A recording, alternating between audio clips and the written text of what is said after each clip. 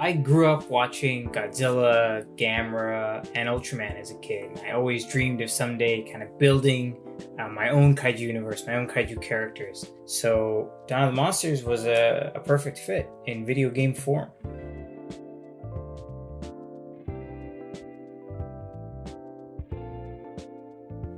Well, kaiju have a really commanding aesthetic presence. Like whenever a giant monster shows up on screen, it's really all you can focus on. And on top of that, kaiju are a really interesting way to discuss issues on the scale of society. Things like nuclear war, climate change, and natural disasters. For example, kaiju are a great tool to process these big ideas. So the best kaiju stories are both incredibly entertaining while also being edifying.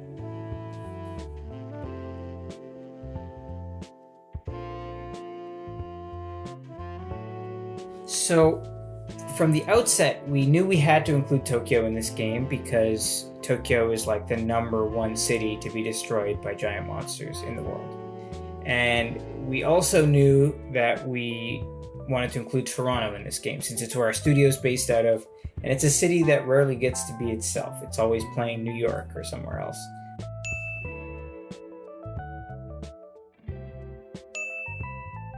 So from there, we wanted to choose cities that wouldn't just have giant metropolises to destroy.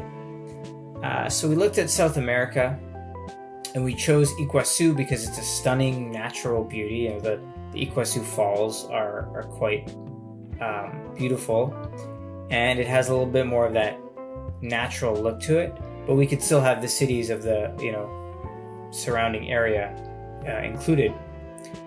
And then we looked at Cairo, Egypt, and it has the same thing. It's got a mix of the city and then the natural beauty of the desert and ancient ruins that offer something unique and offer some visual variety between worlds.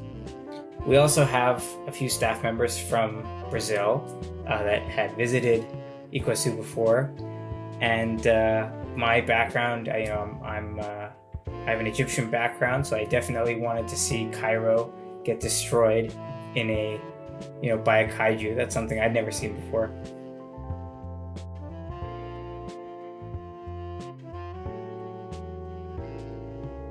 My number one piece of advice is to experiment. Really try all of the different playable characters in different missions and with different augments. And if one of them doesn't click, try it again later. All of the 4 characters have their fans, and each one plays radically different from the other. For example, Ganira is a great starter kaiju since her ability to summon a crab minion can make it feel like you're playing co-op. Also, don't be afraid to try out the training grounds, check the manual, and really learn your monster's combos.